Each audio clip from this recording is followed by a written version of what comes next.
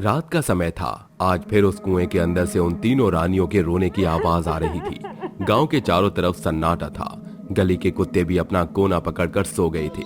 इतनी रात को जंगली भेड़िए जोर जोर से चिल्ला रहे थे, जिनकी आवाज सुनकर कंचना अपने पति रोहित से कहती है, वो तीनों फिर से जागी हैं।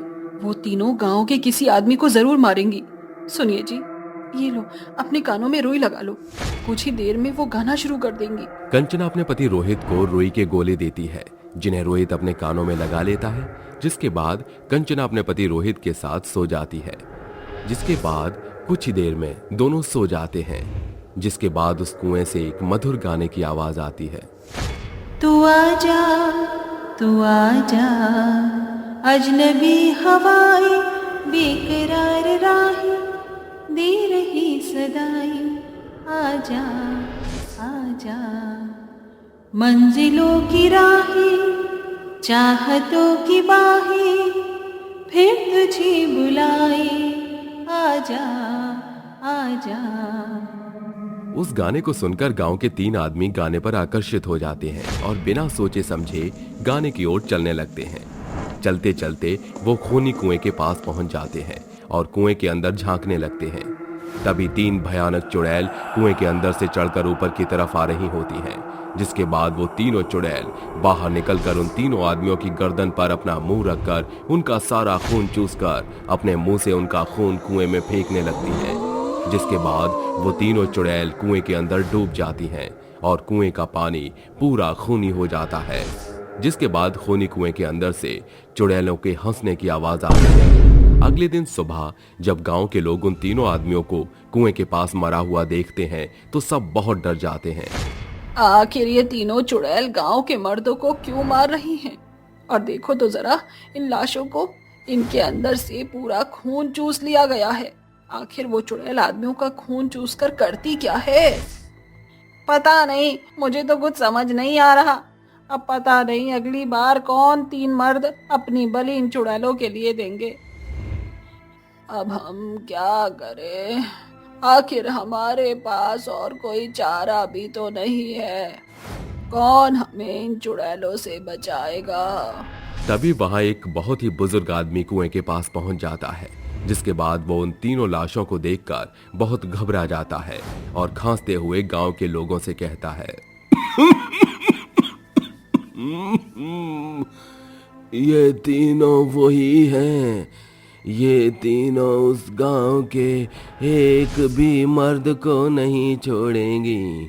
इन्होंने आज तक किसी को नहीं छोड़ा। ये बहुत ही शक्तिशाली हैं। इनका कोई कुछ नहीं बिगाड़ सकता। हमें भैरव की मदद लेनी होगी। अरे दादी जी, आखिर ये भैरव है कौन जिसकी बात आप कर रहे हो? भैरव बाबा बहुत शक्तिशाली हैं। एक बार पहले उसने इन चुड़ैलों को भगाने की कोशिश की थी, लेकिन उस समय बेचारा भैरव बाबा कमजोर पड़ गया था, क्योंकि उसके पास इन्हें भगाने की पूरी शक्तियां नहीं थीं। लेकिन भैरव कई सालों से तपस्या कर रहा है। अगर हम उससे मदद मांगे तो वो हमारी मदद जरूर करेगा। अरे दादाजी, अगर ऐसी बात है तो हमें भैरव बाबा के पास लेकर चलो, हम उनसे मदद मांग लेते हैं। वो बुजुर्ग आदमी गांव के सभी लोगों को अपने साथ जंगल की तरफ ले जाने लगता है। जंगल के अंदर एक बहुत ही भयानक गुफा आती है, जिसके अंदर बहुत अंधेरा होता है। गांव के सभी लोग उस बुजुर्ग आदमी के साथ उस गुफा के अंदर जाते हैं। जिसके बाद उस गुफा के अंदर भैरव बाबा अग्नि के समान बैठे हुए तपस्या कर रहे थे। भैरव के शरीर पर बहुत पुराने जख्मों के निशान होते हैं, जिन्हें देखकर गांव के सभी लोग अचंभित रह जाते हैं। जैसे ही भैरव अपनी तपस्या संपूर्ण करके अपनी आंखें खोलता है, वो अपने सामने गांव के कुछ लोगों को देखते हैं और उनसे पूछते हैं, क्या चाहिए तुम्हें? क्या लेने आए हो तुम यहाँ? बताओ मुझे। गांव के सभी लोग हाथ जोड़कर भैरव बाबा के सामने झुक जाते हैं और उनसे कहते हैं, बाबा बाबा, हमारे गांव को बचा लो बाबा। वो 3 चुड़ैल खूनी कुएं के अंदर से बाहर निकलती हैं और हमारे गांव के मर्दों का खून चूसकर उन्हें मार देती हैं। पता नहीं वो चुड़ैल ऐसा क्यों कर रही है। हम विनती करते हैं बाबा, हमारी मदद करो। उन तीनों चुड़ैलों ने पिछली बार मुझे बहुत जख्म दिए थे, लेकिन इस बार मेरी बारी है। इस बार मैं उन्हें इस गांव से भगा कर ही रहूंगा। चलो मेरे साथ। भैरव बाबा गांव के सभी लोगों को अपने साथ रात के समय गांव वापस लेकर जाते हैं, जिसके बाद भैरव बाबा खूनी कुएं के चारों तरफ अपनी भभूति फैला देते हैं और अपने मन ही मन एक मंत्र का जाप करने लगते हैं, जिसके बाद खूनी कुएं के अंदर से बहुत ही डरावनी और भयानक आवाज निकलने लगती है, जिसे सुनकर गांव के सभी लोग बहुत डर जाते हैं। कुछ ही देर में उस खूनी कुएं के अंदर से 3 चुड़ैल बाहर निकल कर आती हैं और जोर जोर से हंसने लगती हैं। तू फिर से आ गया भैरव, तुझे अपनी जान प्यारी नहीं है क्या? इस बार तुम तीनों को नहीं छोड़ूंगा, तुम्हें इस कुएं से जाना ही होगा। आखिर तुम इस गांव के मर्दों को क्यों मार रही हो? क्यों तुम उनका खून पी जाती हो? क्योंकि हम तीनों शापित हैं, जिसकी वजह से हमेशा खून की प्यास ही रहती है।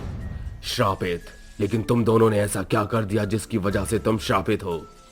ये बहुत साल पहले की बात है। हम तीनों इस गांव की रानी हुआ करती थी।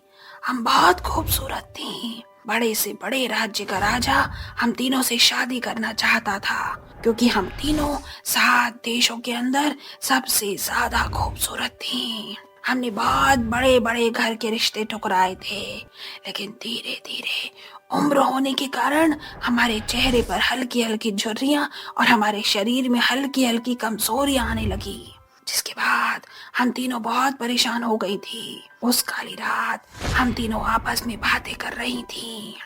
दीदी देखो तो, चेहरे पर हल्की हल्की झुर्रियां आ रही हैं। अगर ऐसा ही रहा तो एक दिन हम अपनी खूबसूरती ऐसे ही खो देंगे। तुम सही कह रही हो रागनी, हम अपनी खूबसूरती ऐसे नहीं खो सकते। लेकिन अब हम क्या कर सकते हैं? उम्र के साथ साथ ये सब तो होता ही है। दोनों की नजर स्वर्णा के चेहरे पर पड़ती है। स्वर्णा की उम्र के बाद भी वो बहुत ही खूबसूरत दिख रही थी, जिसके बाद हम दोनों स्वर्णा से उसकी खूबसूरती का राज पूछने लगे। पूछने पर स्वर्णा ने काले जादू के बारे में बताया, जिसे सुनकर कुछ समझ नहीं आया, लेकिन उन दोनों को उसी की तरह हमेशा खूबसूरत दिखना चाहना था। तभी उसने उनसे कहा, अगर तुम भी उस काली जादू को सीख लेती हो तो हमेशा खूबसूरत दिखोगी, और हमारी खूबसूरती के आगे फिर कोई टिक नहीं पाएगा। हम सदा ऐसे ही खूबसूरत दिखेंगे। दोनों ने स्वर्णा की बात मानी और काला जादू सीखा। स्वर्णा ने उनसे कहा, जब भी अमावस्या की रात आएगी, हमें बस मर्दों को बहला फुसला कर उनकी जान लेनी है, जिसके बाद उन्हें मारकर कुएं के अंदर फेंकना है। जब हम उन्हें कुएं के अंदर फेंकेंगे तो कुएं का पानी लाल हो जाएगा, जिसके बाद हमें उस कुएं के अंदर डुबकी लगाकर नहाना है। ऐसा हर अमावस्या की रात को करने से हमारी खूबसूरती हमेशा के लिए ऐसे ही बरकरार रहेगी। स्वर्णा की बात सुनकर वो परेशान हो गई थी, लेकिन उस समय उनकी खूबसूरती के लिए कुछ भी करने के लिए तैयार थी। जैसे उसने कहा, वो उसी तरह कुएं के पास मर्दों को बहला फुसला कर लाने लगी और उन्हें मारकर कुएं के अंदर फेंकने लगी।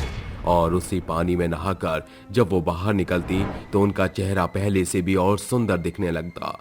अपनी खूबसूरती के लिए तीनों पागल थीं और तीनों हर अमावस्या की रात को यही करा करती। लेकिन एक अमावस्या वाले दिन उस कुएं के बाहर पहले से ही 3 मर्द दिखाई दिए, जिन्हें देखकर उन तीनों पर आकर्षित हो गईं और उनको उन तीनों से प्यार हो गया। इतने सुंदर मर्द हमारे गांव में कहां से आ गए? मुझे तो इनसे प्यार हो गया है।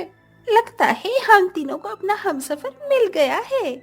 उस दिन के बाद से तीनों ने उन तीनों आदमियों के बारे में जानना शुरू कर दिया, जिसके बाद ये पता चला कि वो तीनों एक बहुत ही प्रसिद्ध तांत्रिक बाबा के बेटे हैं। लेकिन वो तीनों पहले से ही शादीशुदा थी।